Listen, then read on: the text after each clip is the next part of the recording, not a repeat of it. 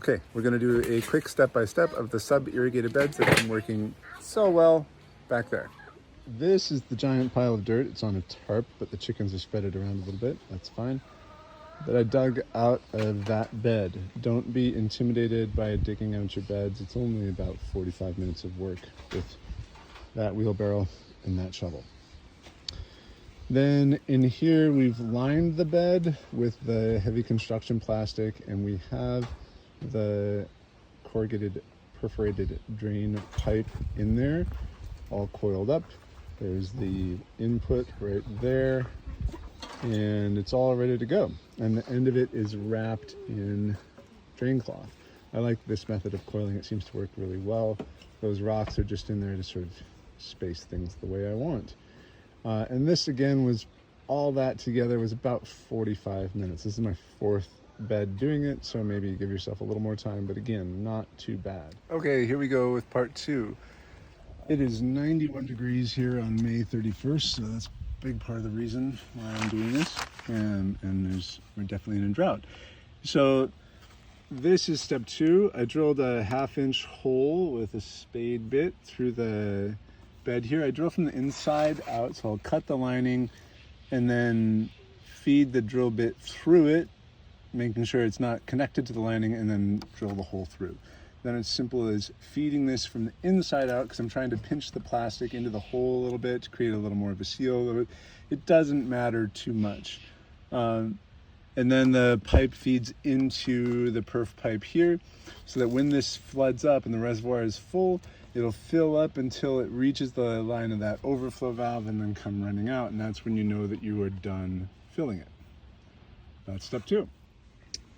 Okay, here we are on step three, which is mixing the soil. So I've got bark chips and perlite mixed in with soil. I know the soil's in good shape because we've been feeding it with our bunnies and chickens, and it's been pretty happy, just not enough water. So I mix all this together and I dump it back into the bed, and I repeat that over and over. This will take about an hour. So the reason for the perlite and wood chips, and then depending on the quality of your soil, maybe compost too, is soil health and most importantly drainage.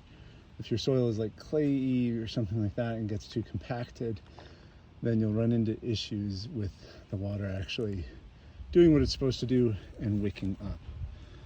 But one wheelbarrow, not bad. Okay, show your work time. There we go. All filled up. I overestimated my shoveling speed, and I think it was more like an hour and 45. Not bad. I'm a hot mess because it's 92 degrees, but that's okay. And so now the next step is to fill the reservoir, and we'll get to that. Okay, so the reservoir is filling, and the idea behind these is that there's a small pool at the bottom of the bed that then water wicks up from that into the rest of the soil, and it's always like just the right amount of moisture, never over wet, never totally bone dry. And these beds are 4 feet by 10 feet, and you end up with about 4 inches of water in the bottom of that, a little less than. So that's 80 to 100 gallons in the bottom of each bed.